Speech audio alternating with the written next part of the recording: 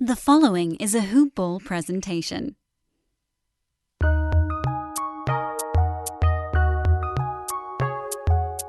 Welcome to the Fantasy NBA Today podcast.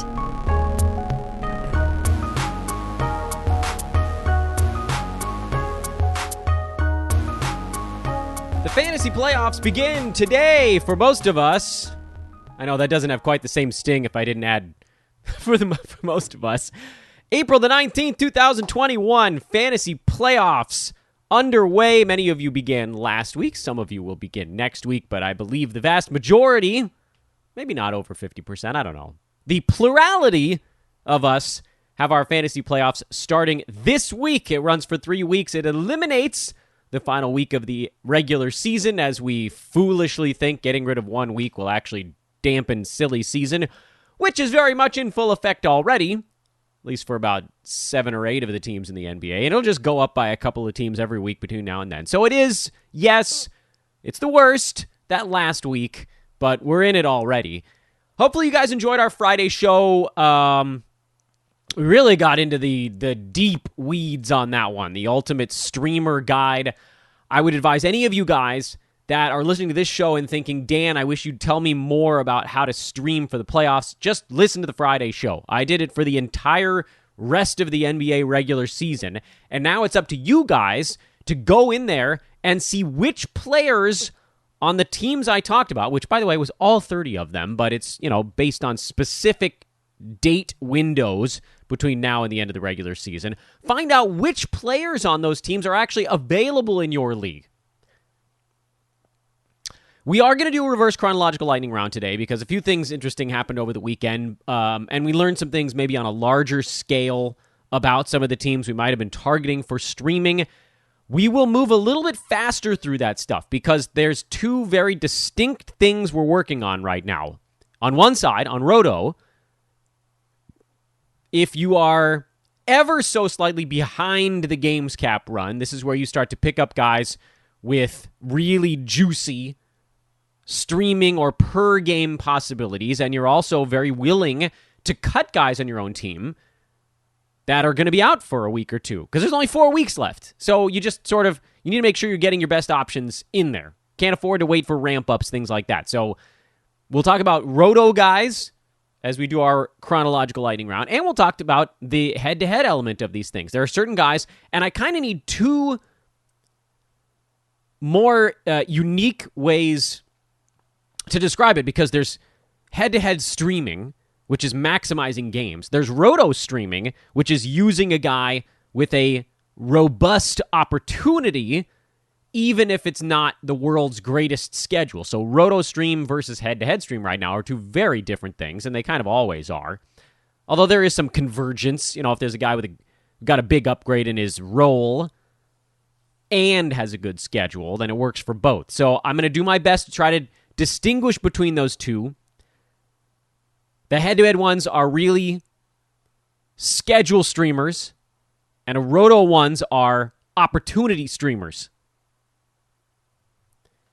Hello, by the way. This is Fantasy NBA Today, your Monday edition, start of week, I don't even know what. Start of playoff week 1. That's all you really need to know at this point. I think it's 19. That's not right. Is it? Who the hell knows? I've lost track, and it doesn't really matter. It's actually week 18. And again, this jumped on me. I'm Dan Besbris, by the way. Thank you for listening, everybody. You can follow me on Twitter at Dan Besbris. I think a few of you guys actually did find me over the weekend. Folks that sort of stumbled into my mega streamer primer. Again, that was a fun one. Hopefully you guys are going to stick with us here through the playoffs. It jumped on me. I'll admit, I missed the playoffs by a half game in one of my newer leagues that I joined this year for the first time. Not a good year, by the way, to join new leagues where you're sort of getting a feel for the settings, getting a feel for the competition level, who gets dropped, who gets stashed. I'm a stasher. I try to get off to a quick start, which I did, and then I stashed guys, my own and other people's dudes that got dropped, and it really screwed me this year because there were basically 2 to 3 fewer opportunities at the end of the season to make the run. I never thought I was going to miss the playoffs in that league. I figured I had plenty of time, and then here we are, whammo, right on the edge, right on the outside looking in. So hopefully you guys didn't get caught blindside a little bit by the playoffs the way I did. And, that's the magic of a weird, shortened COVID injury 72-game season. But we don't need to get into that. I'm in the head-to-head playoffs in a couple of leagues where my team just didn't suffer the same glut of injuries. The point here is, first of all, welcome to another week of show. We're going to be trying to do a lot of things at the same time, so please do bear with me on that front. That's really the main thing. This is a Hoopball presentation. Hoop-ball.com is the website, at HoopballFantasy on Twitter. Again, I am at Dan Besbris. You can find me by just Google searching Dan from Hoopball. Twitter will pop up, usually second or third option on that report.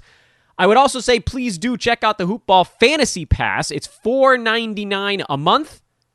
You can get this month here. It'll take you through the end of your fantasy playoffs or your roto schedule. We'll help walk you to the finish line.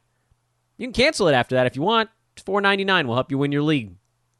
The Discord by itself is worth that. You can get pro access, tagging our different pros. We have our tweet storms in there, live chats every weekday.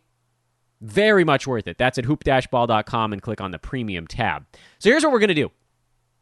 We're going to go through reverse chronological lightning round, trying to pick apart the roto versus head-to-head where we're going to be attacking things. We are going to do a Monday night preview. But I also wanted to mention a couple of things here at the outset, how to handle your fantasy playoffs, because there are some big picture, broad stroke things that we all need to be cognizant of as your playoffs begin. First, because this year is by all accounts special in how many guys are resting and how clustered the schedule is at the end of the year. We have a very heavy schedule, with the exception of basically this week for Toronto. We have an extremely game-heavy schedule down the stretch, more than in a normal fantasy season. On top of that, you have these guys that were tired because of the weird offseason, some teams that were less tired but then weren't in their normal routine. So more rest days and more games is going to create this weird discrepancy between how many games you think you're getting out of your guys and how many games you actually get out of your guys. Like, there are a lot of teams that are playing 16 games or more over these last 4 weeks. That's pretty rare in a normal NBA season to go 4-4-4-4, and it's not even a little bit rare this year. Grizzlies actually have 17 games the rest of the way. It's a little bit crazy. I'm looking at the board right now on how many teams have 16 games. Charlotte, Chicago, Cleveland, Dallas, Denver, Indiana, Memphis with 17, so they go over the board. Milwaukee, Philadelphia, Phoenix, Portland, San Antonio, they also have 17 the rest of the way, and Washington. It's at 13, so basically half the teams are playing on an average of 4 games a week, the whole fantasy playoffs. And you're starting to see teams getting eliminated. All of that to say, I don't want to get too sidetracked in just counting off teams and how many games they have right now, because that's not really the point. As we talked about a lot on Friday, it's not about exactly how many games they have. It does play a role, but it's about when on an individual week games are happening. Big picture stuff. 1, if you have a guy who's ruled out a game in advance, pretty much at any point this week, you kind of have to drop them. Because it means they're not that close to coming back. It means they're probably, generally, if a guy is ruled out a game in advance, he's probably not coming back in the game after that either. So just assume that means 2 games out. A good example of that is Terrence Ross, who is already ruled out for Orlando's game tomorrow in what's a 3-game week for the Magic. Drop him. I don't care how good he might be at the end of this week. By the way, he actually does segue into a really good stretch of games. Funny thing about Orlando, 3 games this week, 4 games next week, 7 games over 14 days, but there is a bunch in there where they have 5 in 7. That's where you look at possible Magic replacements, depending on who might still be out for that team. Different discussion altogether. But Terrence Ross is a drop. If you have someone who you're seeing is not playing in back-to-backs and isn't inside the top 60, maybe top 70, that's a drop. Some good examples of this. The Pistons.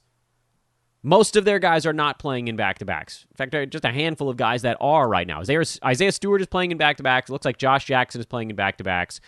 Sadiq Bey in. And in terms of guys on that team that have actually sniffed fantasy value, that's kind of it. Killian Hayes has been sitting out the second half of back-to-backs. Corey Joseph, Jeremy Grant, Mason Plumlee have been sitting out the front end, and some of those guys are sitting out a game that's not even a back-to-back today. So the Pistons are going hard into rest mode. I think you can pretty much drop all of them. And maybe you stream Jackson and or Stewart. This is a schedule stream. Although, again, if Plumlee really is basically cashing out on this season, and we knew this day would come, we just didn't know exactly when it was going to be. Plumlee last played on Saturday, so this isn't even a back-to-back, and he's getting rest tonight, and he'll rest half of their upcoming back-to-back at the very least. So that dude's a drop in, I think, every format, because even when he's in there now, he's playing 17 to 20 minutes. So we knew the moment was coming that Isaiah Stewart was going to thrust himself into the big minutes. We didn't know exactly when it was going to happen, but it's now. It's happened. It has occurred. And if you were able to wait long enough, great. Seems like you're going to have a pretty good run for him, albeit there will be a game here and there where Plumlee's in there, maybe 2-3 games out of the 4 in a week, or maybe half. And in those games, Stewart will probably play more like 24 minutes, which over the course of this year hasn't quite been enough. It was in their last game on Saturday, which, we'll talk about that. But over the course of the year, it actually hasn't been enough in the games that Plumlee's been in there. But that's not even really the point. Point is, if you were thinking about streaming someone else on Detroit or any team with a back-to-back, look to see if anybody's sitting out their back-to-backs. The third thing I would say is many years in hyper-competitive head-to-head leagues that I've been in, where roster moves are day of versus day before, I think in Roto you can go, I know this is a side discussion, but I think in Roto you can go day before because the streaming element is less important, and it also removes the need for everyone to be awake at midnight Pacific time. In head-to-head, I think it needs to be day of because you get late scratches, pulling guys off of your injured list a day in advance. I mean, that's nonsense. In Roto, you don't need an injured list. Just make a really long bench. You don't need it because you don't take a 0 having a guy that's just on your bench that's hurt. You rotate the guys in that aren't. Simple. You don't have to play all of your guys the way you do in an unlimited head-to-head league. Head-to-head leagues that have ILs need to have their roster moves day of. And everybody just got to fight at midnight. That's what it's got to be. Because if you have a late scratch 2 hours before the game and you can't do anything about it, that's freaking nuts. You need to be able to deal with that on a whim because zeros kill you in head-to-head unlimited games leagues. So daily, basically. Daily head-to-head. In a way that they don't in Roto. You take a 0, who care, whatever. Like, that guy didn't play. He didn't count against my games cap. I still can drop someone else into that games cap number. So assuming that your head-to-head league is roster moves day of, please make that change for next year if you haven't already. Because it's completely absurd to have it the other way in a head-to-head league. You need to wait until later in the day to make your streaming decisions. In the past, I have been an advocate of staying up until midnight to make my ad drop in head-to-head for that following day. Because it was a competitive league, I wanted to make sure that I got the guy I wanted. Use last week as an example. We talked at great length about how the Miami Heat had a 5-7 that started last Tuesday, April 13th. Historically, I probably would have stayed up until 12:01 a.m. Pacific time and picked up Kendrick Nunn at that moment because that would have been one of your best streamers. And if I waited until the middle of the day or the afternoon, someone else probably would have picked him up. This year, and I don't know, maybe this is the way it needs to be going forward, but this year, I am waiting until the afternoon until I get an injury report on every damn team playing that night.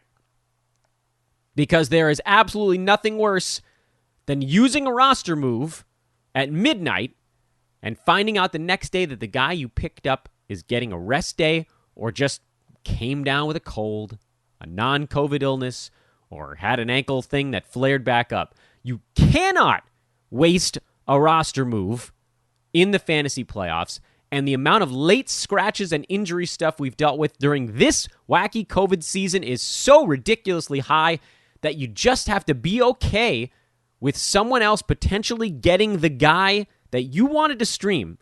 You get your second choice or your third choice, but damn it, you make sure that they are actually playing.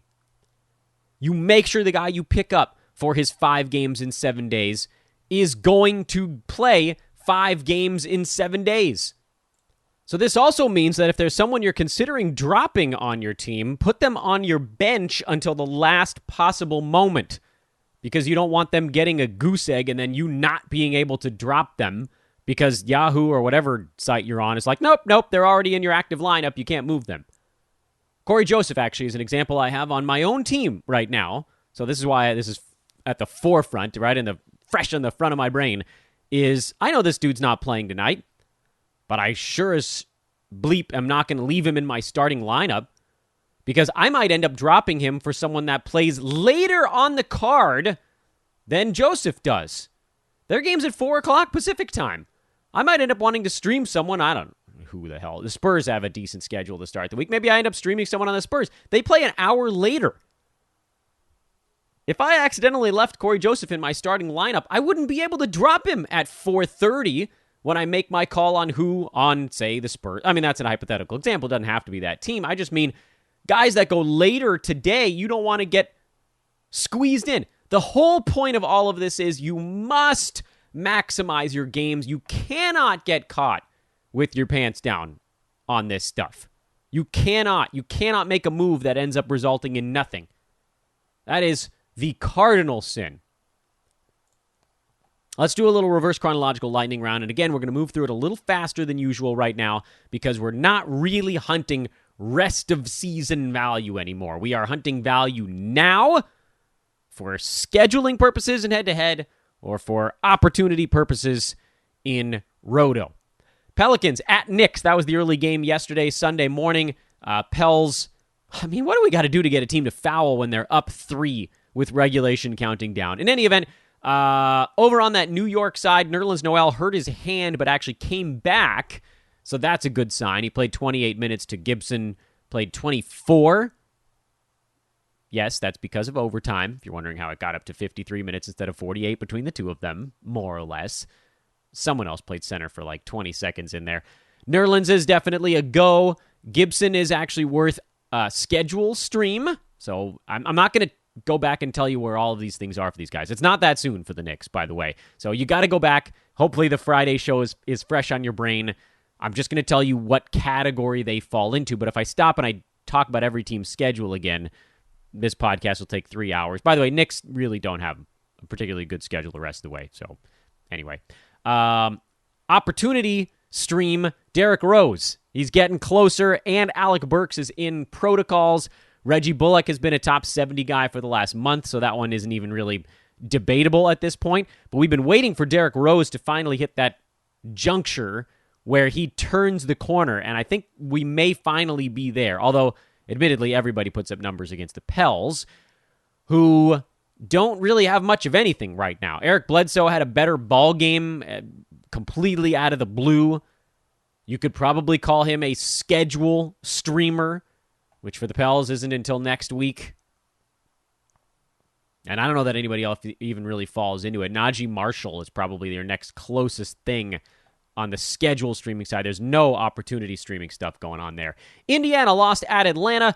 They are back now to mostly full strength. No Doug McDermott, but it didn't change things all that much. TJ McConnell seemed to get a small boost in this one for whatever reason, but he, Sabonis, Brogdon, Miles Turner, those guys were all in, and LeVert as well. Those guys were all in anyway, so nothing really changed on that front. Schedule streamers for Indiana, guys like Justin Holiday, Edmund Sumner while McDermott's out, although I think he's back relatively soon. You could argue maybe Jeremy Lamb, although not that many minutes there. So again, that's opportunity streamer stuff.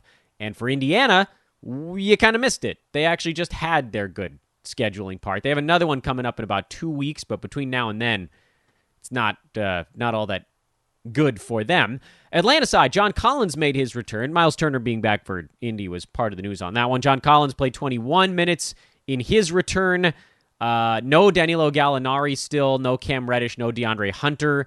So there's plenty of opportunity left for the main guys there. Trey, Capella, Bogdan, Collins, these guys are all easy starts. Kevin Huerter, who had a big ball game here against the Pacers, has been more of a schedule streamer sort.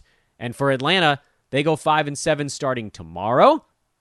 Remember, they're a team that goes 5-7 3 different times the rest of the way, depending on when you actually want to fire them up. It could be tomorrow. You could do it Sunday. You could do it the following Friday. You got a lot of options there on the Atlanta side. But, of course, stay tuned. Maybe somebody comes back and ruins everything. Brooklyn lost on the Bam Adebayo game winner, although the Heat sound like they're basically resting almost everyone today. We'll get to that in a moment. Landry Shamet has been doing a lot. Kevin Durant went back down with a thigh contusion. Don't know what the exact timeline is there. Would kind of surprise me if he played in their next ball game. But, I guess weirder things have happened. With Durant going down and Brooklyn actually having a relatively decent schedule here for the next couple of weeks, not today, but starting tomorrow, they go 4 in 6 days. You have some guys that actually fit the mold of both schedule and opportunity streamer. Landry Shamet, who's been taking a ton of shots lately, he probably falls into the both category coming up here in the not-too-distant future. I can make an argument that Nick Claxton might fall into both. Bruce Brown has fallen into both. Jeff Green, probably more on the scheduling side. I don't think that he clears the cut line in a games cap format. And then when James Harden comes back, you can pretty much wipe out all of those wings I just mentioned. Shamet, Brown, those guys disappear whenever Harden gets back into the lineup. Maybe tomorrow? It hasn't been completely clear how close he is. I'm playing a team with Harden in the playoffs, so take your time, James. Take your time. The Miami side, what a mess. This is the reason they're resting everyone today is for the stuff we talked about. This is the tail end of a 5-7 for the Heat. And then they actually would, if you had picked up a Heat yesterday, that actually was the start of a secondary 5-7. So don't be too surprised if you see some more rest days for Miami, maybe when they're hosting Chicago on Saturday of this week. But let's assume that guys, they take today off and maybe that's enough for them going forward. So you do get the rest of them this week. Sounds like Adebayo is out.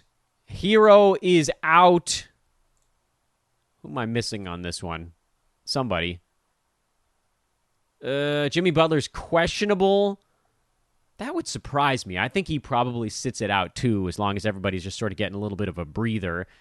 Miami kind of punting this game against Houston. Who's not out is Kendrick Nunn. I haven't heard anything about Trevor Ariza sitting this one out because basically he didn't play the entire year, so he's apparently got plenty of energy. So, you got some Heat possibilities. Really much more.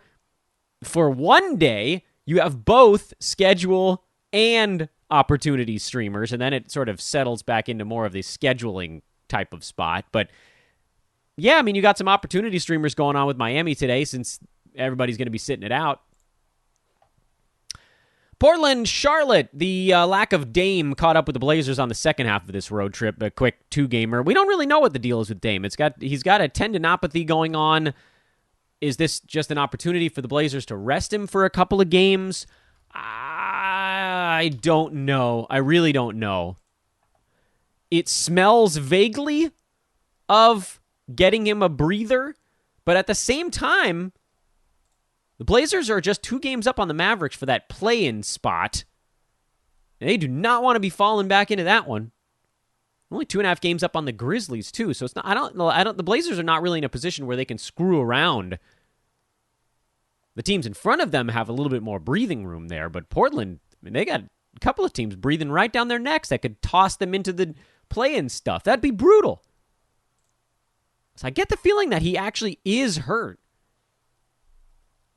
And if we assume that that's the case, Portland having 4 games over the final 6 days of this week, and then actually a 5-7 next week and the week after, maybe they got one of those back-to-backs we talked about on our Friday thing, there are some opportunity and some scheduling stream things going on with the Blazers. I'm not into the Rondae Hollis-Jefferson thing. I'm not into the Anthony Simons thing. I know those guys got a bunch more time in yesterday's game, but not really my cup of tea. I think the guy I would look at is Carmelo Anthony. He's been taking a crap load of shots with Dame out, and usage tends to be value. I don't, maybe he drags you down with field goal percent a little bit, but if he's going to be out there taking 15 to 20 shots on a given night, that's enough.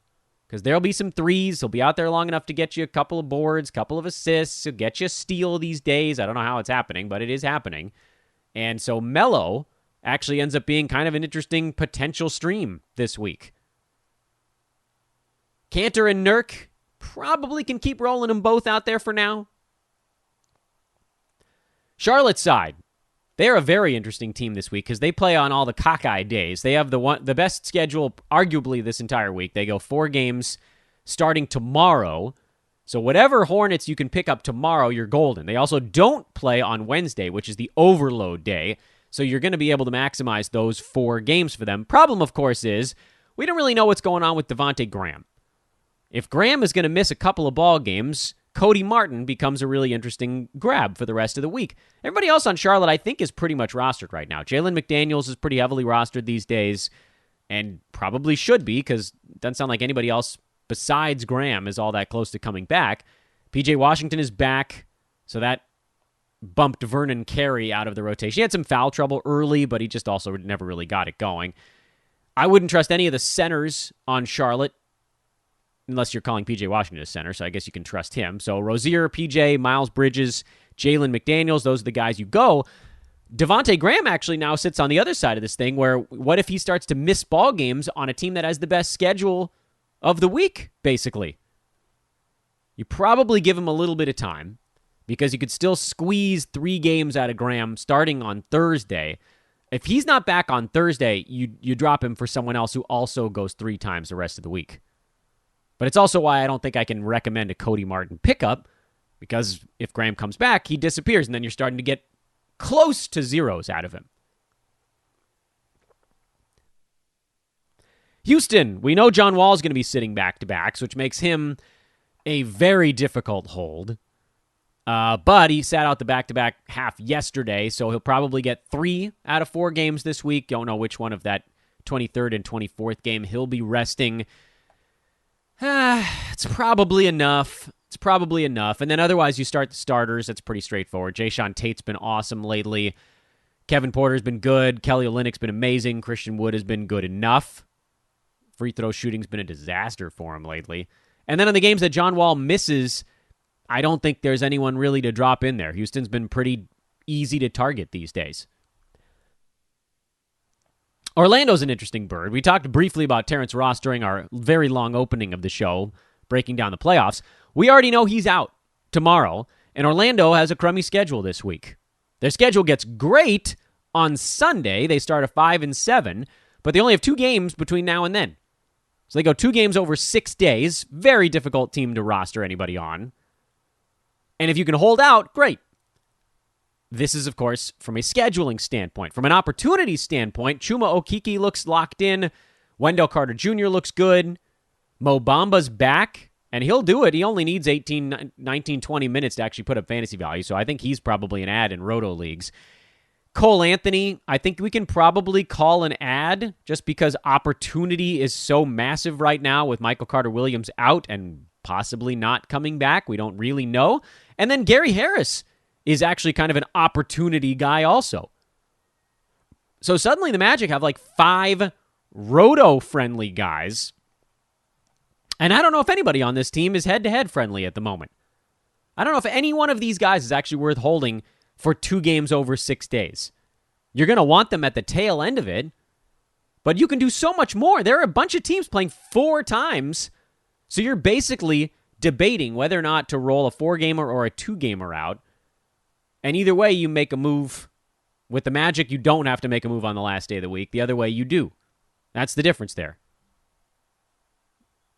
I think I'm probably punting almost every one of these guys.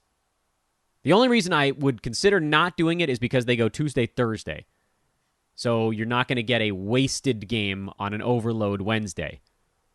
But sheesh, that's rough. And then they're off Friday and Saturday. I mean, you could hold them in through Thursday and then try to get them back on Sunday if your waiver period's short enough.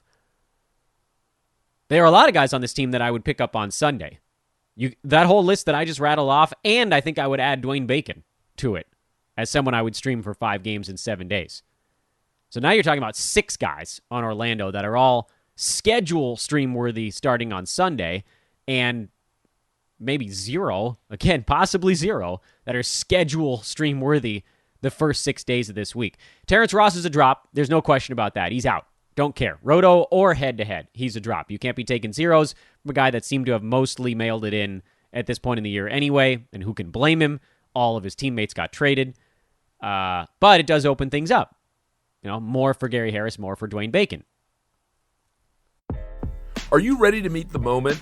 Ozzy and our friends at Chevrolet are proud to present Real Talk, Real Change to help foster racial equality in America. And we're inviting you to help. Join me, Carlos Watson, as I talk with key leaders from across the country about racial disparities in America's healthcare system. Look for The Carlos Watson Show and Real Talk, Real Change on YouTube and subscribe. Or download The Carlos Watson Show wherever you get your podcasts. Nissan believes you deserve a car that thrills you. So we have to ask, does your car thrill you? When you hit the pedal, do you get something back? A chill in your spine? Goosebumps on your goosebumps? When you take off, do your fingers tighten around the steering wheel? Does your heart beat in your stomach and your breath catch in your chest? Does driving make you feel alive? Because it should. And if your car doesn't thrill you, ours will. This is the new Nissan.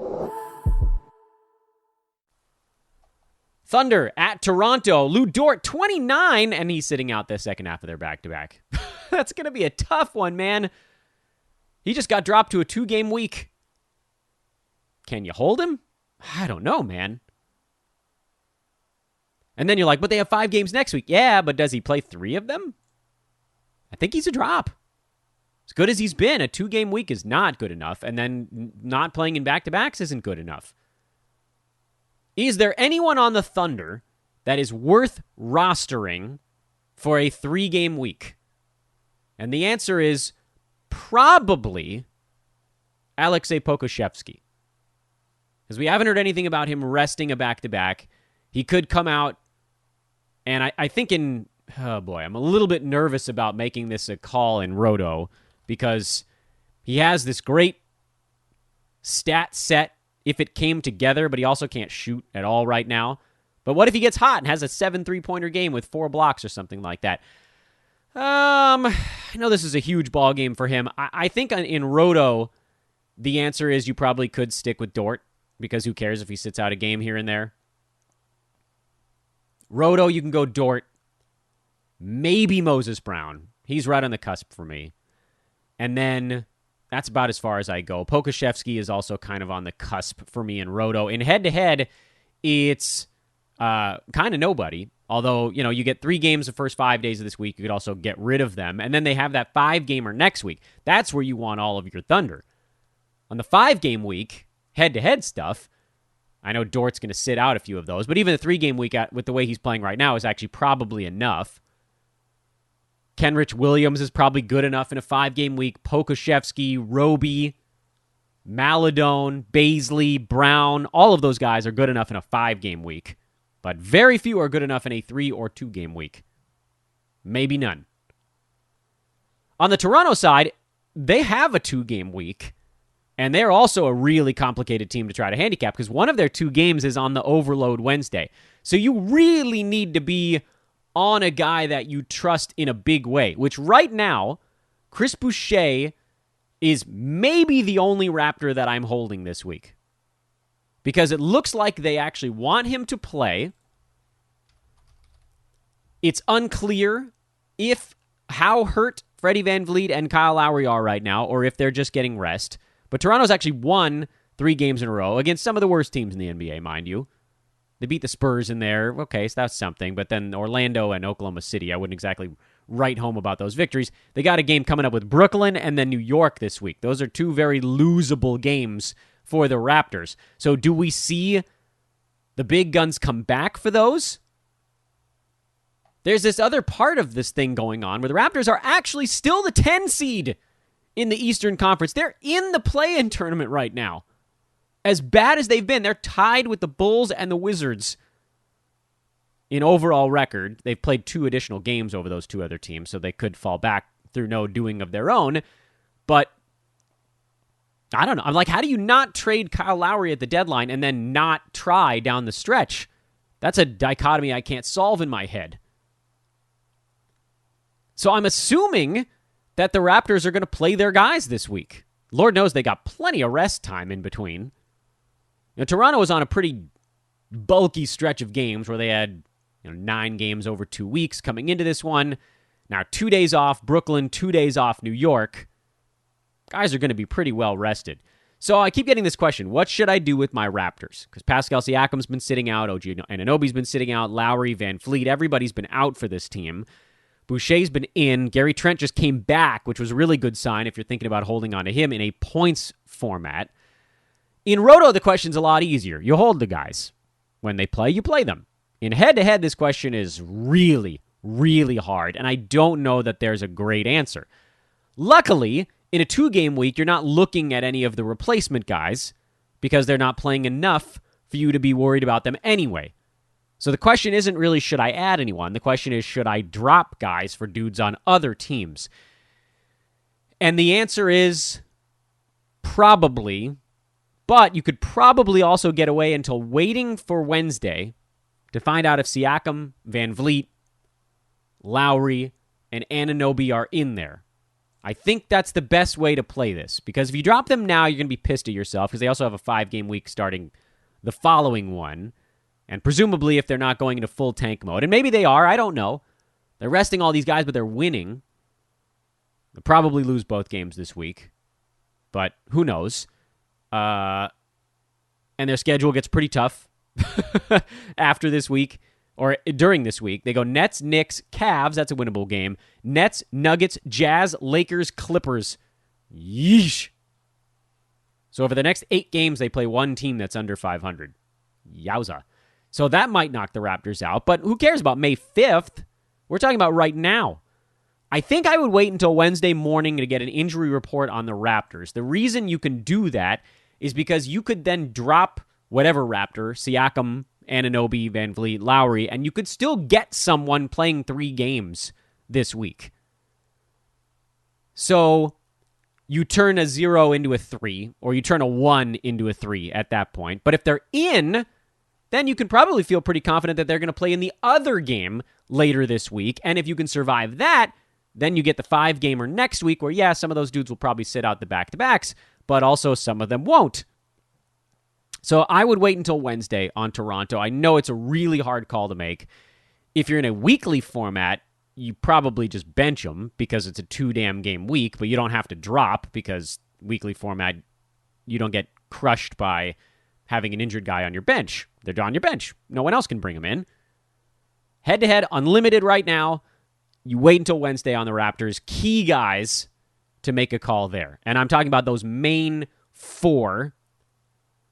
And then with Trent and Boucher, they played. So, Roto, I don't like Gary Trent's game all that much anyway. And obviously he's going to do a ton if the whole team is resting again.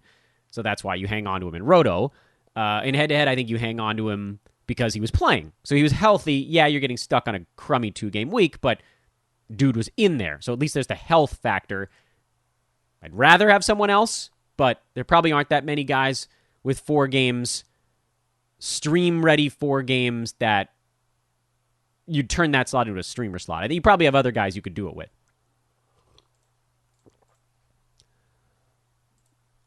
I've lost track of time. I think we're taking too long. If I had to guess, we're taking too long. All right, let's see if we can keep this thing rolling here. Sacramento won a game. Oh, boy, every team has got something we need to talk about. So much for moving fast. No Richaun Holmes for this one, and I don't know exactly when he'll be back. Hassan Whiteside got the start, and he is a roto-friendly streamer. He only played 19 minutes in this ball game, but he still did right about enough to make the cut in roto. Sacramento does not have a particularly good schedule. They do have a back-to-back Tuesday, Wednesday, but then they're off for 3 days after that. So from a head-to-head standpoint, if you're doing anything with the Kings, it's probably very much an early week decision, and you'll be moving on from them by midweek. It's interesting here in Sacramento, more from a roto standpoint, because with Holmes out, not only did Whiteside get a bump, but Delon Wright and Terrence Davis got a bump as well, because they really didn't go to a backup center. They went to a small ball lineup when Whiteside wasn't out there. So Mo Harkless and Harrison Barnes got some center minutes in this ball game, and that meant good things for the other wings on the club. Not Buddy Hield. He wasn't very good. I think normally Buddy Hield will play more minutes than that, so Terrence Davis and Delon Wright, those guys would take the hit. But there is an argument to be made that, if Delon Wright, this 26 minutes he played on Sunday, if he hits that marker, then he's a damn good fantasy asset. That's what we needed, but he was only getting to like 21. That wasn't getting it done. Head-to-head, again, you could stream these guys on the back-to-back, but I wouldn't use it. I don't like that roster move, because Wednesday's an overload day anyway. If I'm making a roster move on a Tuesday, I want it to be somebody that's going to last me probably through the week. Certainly through Saturday, not through Wednesday. That's too clustered. You're using up your moves too fast at that point. But Roto, I wouldn't be that opposed to picking up Delon Wright or Terrence Davis. Definitely pick up Hassan Whiteside. And then deciding on whether or not you're starting them as the game approaches? Sure. Why the hell not? On the Dallas side, they do not have a good schedule this week, but they do have a 5-gamer next week, and you got a lot of guys that fit the mold on the Mavericks of possible stream-friendly guys. They don't even play Monday, Tuesday this week. They do go Wednesday, Thursday, Saturday. Not really my cup of tea there. I'd rather save the Mavs and pick them up next week. At which point, Dorian Finney-Smith, Jalen Brunson, Tim Hardaway Jr., even Maxi Kleba, Josh Richardson, those guys are all stream-friendly in a 5-game week. Dorian Finney-Smith has actually been roto-friendly lately. I just know the second that I do something with him, he's going to fall off again. But he's been good. He's been pretty good for a few weeks now. And he's, I would venture to say, dramatically under-rostered, despite actually being a top 50 player for a couple of weeks. That ain't nothing. He's doing good things. He's not turning the ball over. That's been a big key there. But a steal, a block, 3 3-pointers he's averaged over the last couple of weeks. So yeah, he's roto-friendly. You can put him over the cut line. I'm good with that. Minnesota got blown out by the Clippers. We didn't learn a lot from this ball game. Karl Anthony Towns banged his knee, which now you got another decision on your hands there because Minnesota's only a 3-game week with a back-to-back in Sacramento of all places. We'll get a report on Cat. It's not like you can drop him anyway. And their schedule stinks, so you're probably not picking up a streamer in head-to-head. In Roto, if Cat has to miss a game, unfortunately last week, for sad reasons, we got a pretty good idea of what the Wolves would do when he's not playing. You need to go back and check out the data on that. It's not too tough. They had some afternoon games where they got smoked by some good competition, but Naz Reid tends to play relatively well when Cat is out. That's someone you could think about picking up a day in advance here and just seeing if Cat misses a ball game. I think you'd probably feel pretty good dumping him in your lineup, that kind of thing. But yeah, you have to have a spot in This is Roto again that you really don't value at all. Clippers side on that game yesterday, Kawhi came back, and so that certainly cuts down on things you can do with the Clippers. Marcus Morris, right around the cut line. I'd put him more at streamer level for the most part. He's been a very good three-point shooter, but doesn't do a ton beyond that. He did hit that 12-shot marker. That's what we've talked about on this show before. Hopefully you guys did not buy into the Rajon Rondo stuff as we continue to call him a big fat no. Reggie Jackson is a streamer. Zubats, Leonard, and George. Those are the 3 guys on the Clippers that you're holding in all formats because their schedule is terrible the rest of the way. And then as streamers go, the only time you'd really look at it would be you go Tuesday, Wednesday, Friday this week on like a Marcus Morris or Reggie Jackson stream, but then you're getting the hell out of it. So you're only getting 4 days out of it. I want more than that from my long streams, but if you must, you must. And that was, unfortunately, only half the NBA, so we better move quicker. Utah rested everybody in Los Angeles. They're in LA again tonight. Don't pay too much attention to that game on Saturday, although Donovan Mitchell being out means you're going to get more Jordan Clarkson, more Joe Ingles, and probably even a little bit more Royce O'Neal in terms of what they're willing to do on a basketball court. But most of these guys are on rosters anyway, and Utah's schedule is not good for schedule streaming, so pretty much just move along from that. Anthony Davis will not return tonight. Lakers are off for 2 days, and it sounds like the Lakers are targeting Thursday to get him back in Dallas. They have 2 games in Dallas coming up later this week. Lakers not a good schedule this week, not a good streaming opportunity stuff. From a roto standpoint, Schroeder, Drummond, those guys are usable. KCP has been hot lately, so there's maybe something there. But, you're talking about tonight, and then after the off time, guys like Markieff Morris is going to disappear because AD is going to be the starting power forward on that Lakers team when he comes back. Even if he'd probably play 15 minutes in his first game, so it won't completely eliminate those other dudes.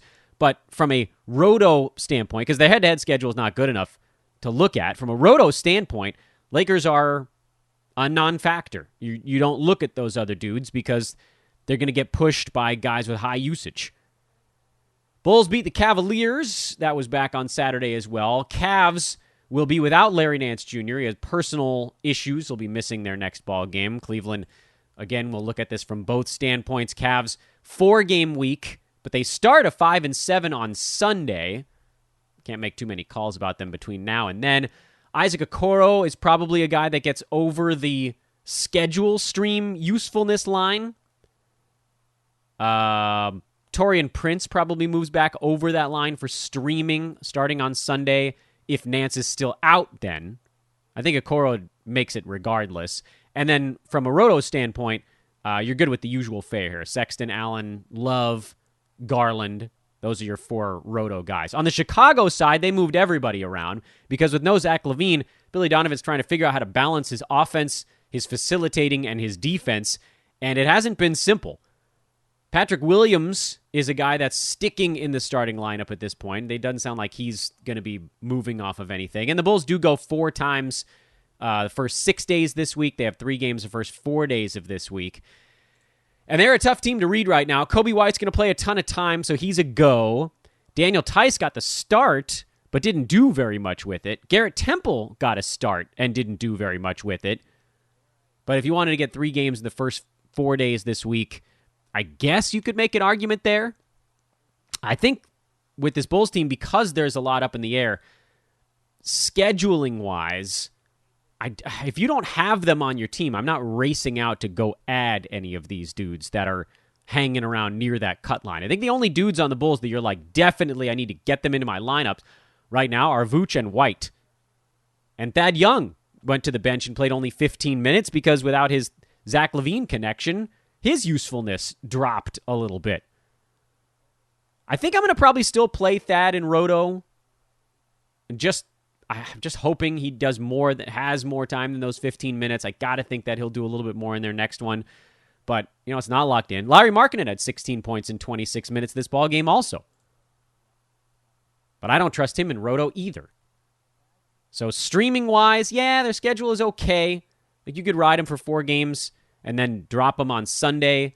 Patrick Williams, I would say, is good enough to do that with. And then the Roto guys we talked about. And that's probably it. We talked a lot about Detroit during our opening segment because of all the guys that are resting. I don't know that you run any Piston out there that isn't playing in a back-to-back right now. As in all of them are off the board if they're skipping a back-to-back. In head-to-head leagues, I should say. In Roto, I think you drop Isaiah Stewart in there anytime Mason Plumlee's not playing. You drop Grant in there when he is playing. I mean, those decisions are a lot easier in a games cap format. In head-to-head, Stewart is a go. Josh Jackson is a go. Sadiq Bey is a go. And I think that's it, because those are basically the only guys going in back-to-backs that actually see playing time in both. Washington side, most of their guys are playing. Rui Hachimura hurt his knee in this one. Alex Len hurt his ankle in this one. But Daniel Gafford is still being kind of held in check on the minutes front. Jordan Bell played 16 minutes, so he became the third center now with Robin Lopez and Gafford. The Wizards. I would start Gafford in Roto, and I'd start him in head-to-head too, because they go 4 games this week. They actually start a good stretch. The Wizards have a pretty good schedule the rest of the way. They go 4-4-4-4. So pretty much any of those guys you'd start in Roto, you'd start him in head-to-head as well. Beal, Westbrook, if you've had him this long, you still... Gafford is a go in head-to-head. When you get to Davis Bertans, maybe you could make an argument in Roto, but not head-to-head. When you get to their 5-7 that starts on Sunday, that probably moves Denny Avdia into the go side. 5 games in 7 days is worth it for someone like him. He hasn't been very good, but it's close enough.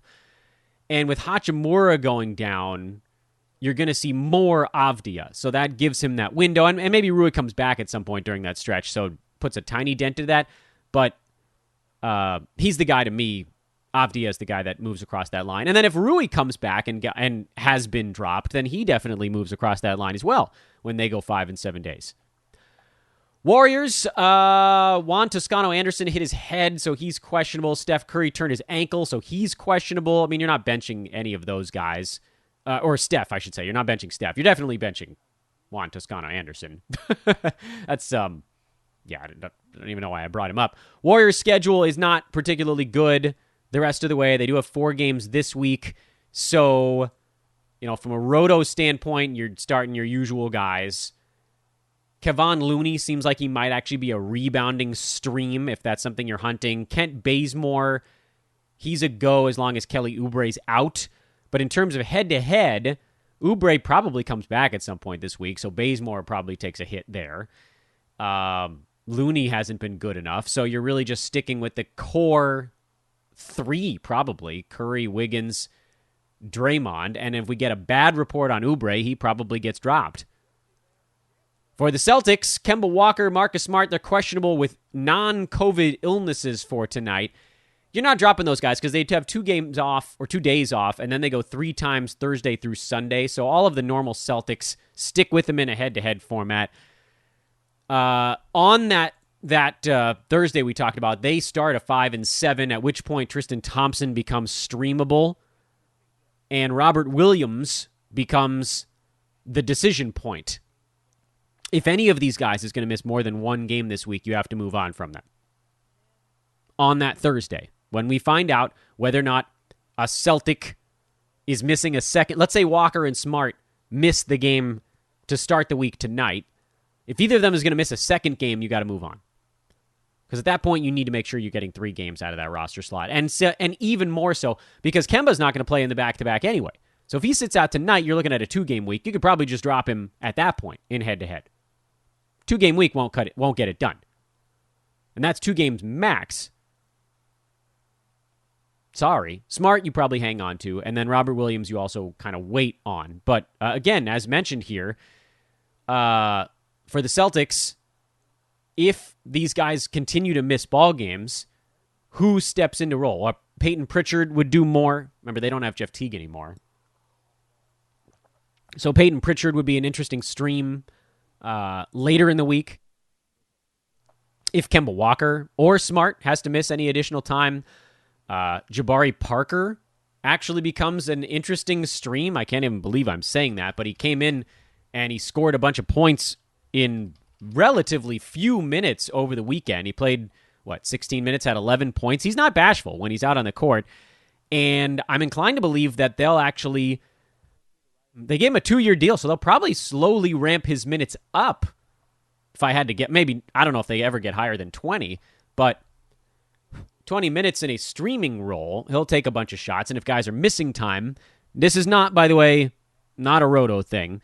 Pritchard could actually be a Roto thing tonight if Walker and Smart are out. He'd have to play a bunch. And Tristan Thompson has been borderline useful with the Time Lord out, so he might even make the cut streaming in Roto in the very short term. But Boston's an interesting one. mostly because of injuries, but also because their schedule gets really good later in the week. Memphis beat Milwaukee. Dylan Brooks now questionable. Grizzlies have a really good schedule the rest of the way, so I don't know how you move on from that team. They go 4-4-4-5 if your season happens to go that far. They have multiple 5 and 7 opportunities. Grizzlies, I don't know that I'm racing out to pick anyone up on Memphis at the beginning of this week, Monday, Wednesday, Friday, Sunday, but certainly on Sunday when they start one of those 5 and 7s, that's a spot to be looking at these dudes. And there are injuries, not just Dylan Brooks. We haven't heard anything on JJJ when he might resurface at some point.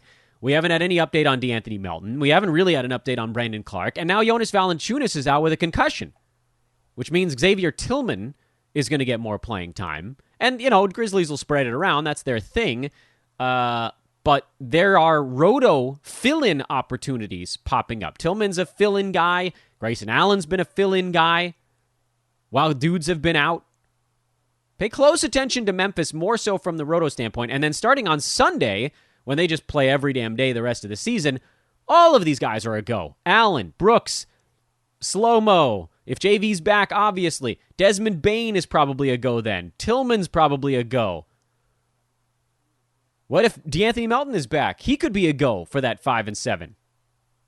So pay attention on that one. Milwaukee, they do have actually an interesting scheduling thing coming up. They have a 5 and 7. From a roto standpoint, I do not trust Bryn Forbes filling in for Dante DiVincenzo. I think I might consider him for a 5 and 7, but that would be about it. Bobby Portis only played 9 minutes in their game on Friday because PJ Tucker's back. Pay very close attention to that from Milwaukee because they Bucks have a game today against Phoenix. That'll give us a lot of data on what we might want to do with the Bucks towards the end of this week. They have a 5 and 7 that starts on Saturday, and I think they're the only team in the NBA that can claim that. So that's an interesting little pocket. Spurs blew out the Suns. I don't know what the hell happened in this ball game. Drew Eubanks filled in for Jakob Poeltl, who was resting. We cannot take a ton of data away from this ball game, so don't go digging too hard. Spurs' schedule is pretty good. I mean, they go 4-4-4-5, so they actually have a really good schedule. But in terms of the clustering of games, if you're looking for a 5 and 7, that doesn't start for a couple of weeks. If you're looking for something sooner, I don't know that anyone on this team makes that cut, it hits that marker. So I'm not going to do too much on the Spurs. Phoenix is another one that doesn't have a particularly good schedule, at least in terms of clustering games, and there really isn't anything going on there from a roto fill-in standpoint either. And now, the part of the proceedings where we look at Friday and find out if we missed any teams. The answer is almost always yes, but now we play the game of, which team was it? Philly, I believe. They're an interesting stream on a number of fronts. Philadelphia, they go for the first 6 days this week. Seth Curry was out. Now here we hear Ben Simmons is questionable. Tobias Harris is questionable. And that could create a roto opportunity for a guy like a Furkan Korkmaz or a Matisse Thybulle. So pay very close attention to what's going on with Philadelphia's injury report. Who the hell else went on Friday? Denver went on Friday. Monte Morris actually got hurt in that. So Facundo Campazzo is now an extremely intriguing steals streamer, basically.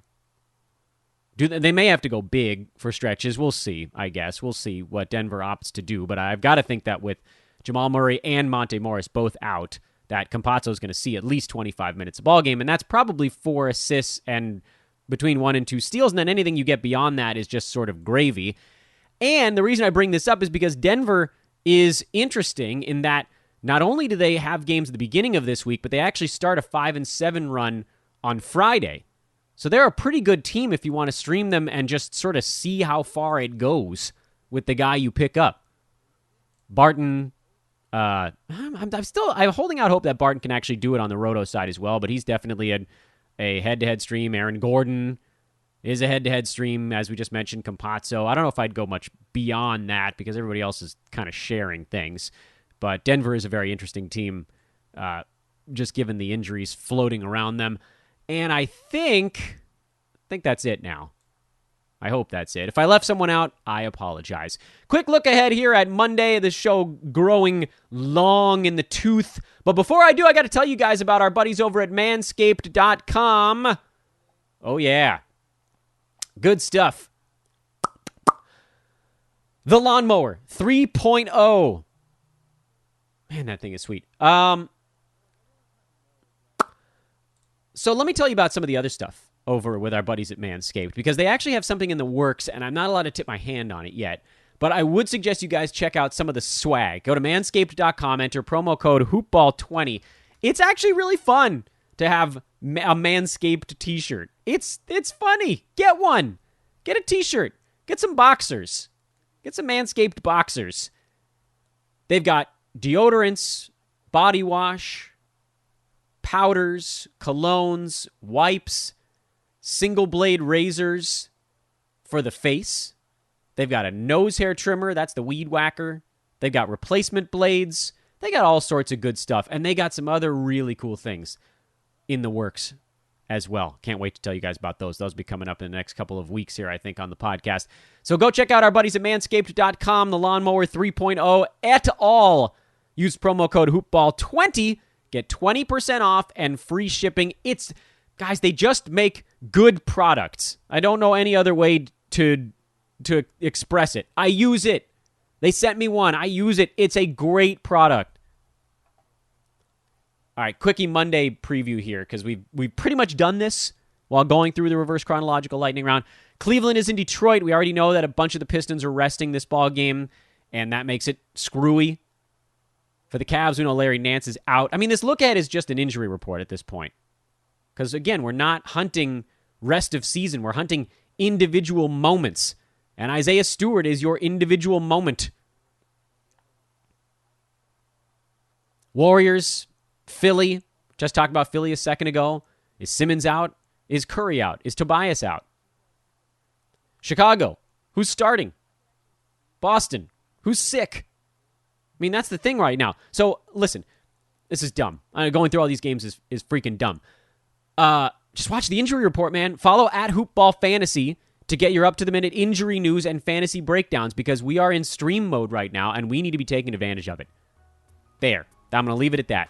You got an hour, baby. My voice is tired. I am Dan Besbris. This was Fantasy NBA Today, a Hoopball presentation. Back at you tomorrow. We'll do it all over again, guys. Let's win some damn playoff games. So long.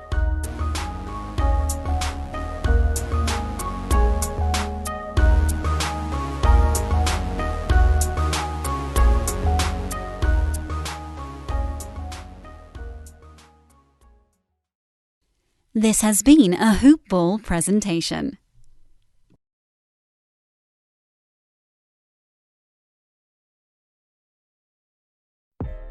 Are you ready to meet the moment?